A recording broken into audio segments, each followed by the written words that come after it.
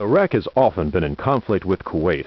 There have been tensions over border claims and after the end of the Iran-Iraq War, disputes over oil policy.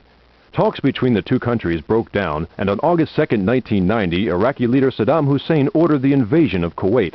A multinational coalition was organized under the leadership of President George Bush. 32 nations contributed military support, while another 12 contributed other assistance. The United Nations was an important link in the coalition. On November 29, 1990, it issued an ultimatum authorizing the coalition to use any means necessary to force Iraq from Kuwait if it did not withdraw by January 15, 1991.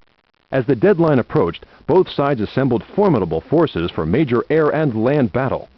The Iraqi army of 545,000 was supported by an arsenal of 4,500 tanks and 700 combat aircraft, but coalition forces outnumbered them with 680,000 troops and overwhelming naval and air superiority, 100 ships and 1,800 aircraft. The sizable U.S. contingent of 415,000 included 27,000 women. For the coalition operation codenamed Desert Storm, the first mission was to gain control of the air.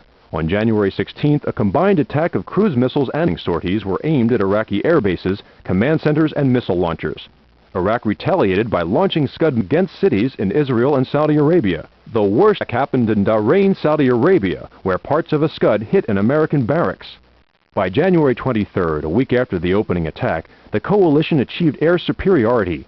Another ultimatum was issued: leave Kuwait by February 23rd or risk a ground war. The coalition prepared for the attack. With Iraq's air force grounded and unable to patrol, and the coalition's amphibious maneuvers in the Gulf diverting attention, General Norman Schwarzkopf orchestrated a massive westward deployment along the Arabian border to completely outflank Iraqi positions. Perhaps as a test of coalition troops, the Iraqis attacked the Saudi town of Khafji on January 30th, but could hold it for only 30 hours.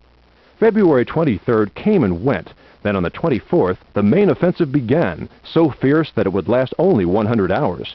Armored units quickly penetrated Iraq and wheeled toward Kuwait as other armored units pushed from the south. Iraqi forces were quickly surrounded and fled in disorder. On February 27th, Bush declared a ceasefire.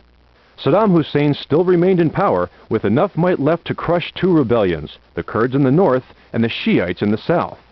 Though the United States had encouraged Iraqis to depose Hussein, the coalition did not directly support the insurrections, but instead established no-fly zones to protect the rebels from air attack. But this action was not enough, and both rebellions failed. For Iraq, the Gulf War was devastating, with between 25,000 and 100,000 troops killed, while coalition casualties were fewer than 200 dead and 500 wounded.